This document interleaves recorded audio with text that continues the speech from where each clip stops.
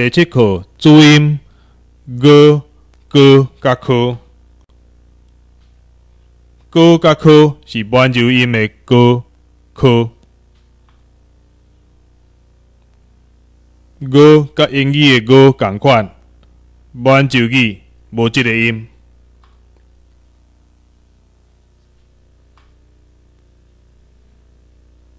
講滿柔語的人袂曉讀，甲讀做羅馬字的 g。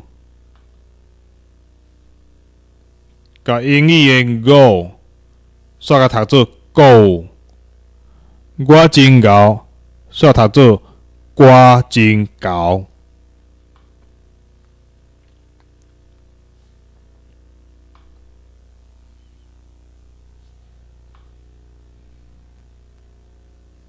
好字的 g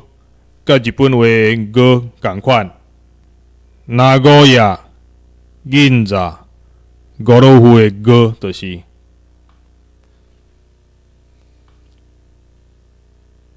嘎加卡、雅加卡、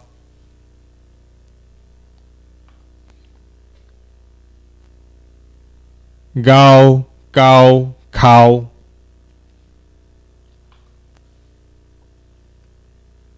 该该开、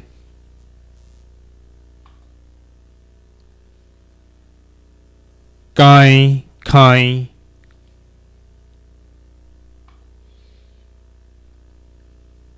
给给开、nghe ke ke。gi gi ki ki ki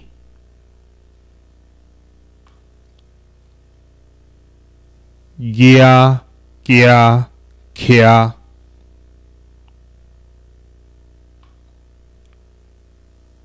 kia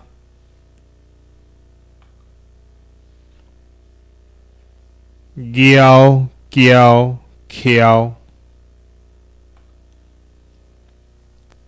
kêu kêu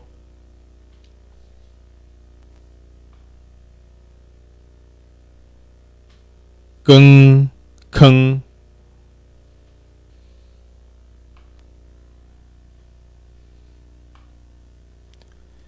u q q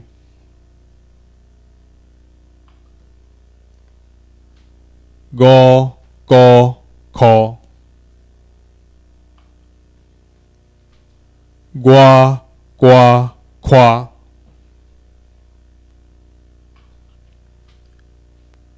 gơ gơ khơ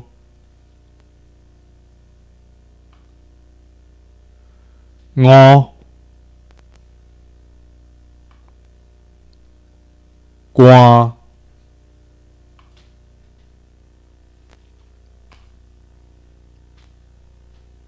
quay khoai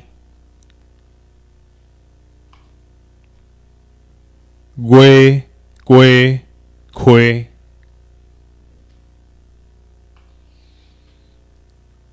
gu gu khu quy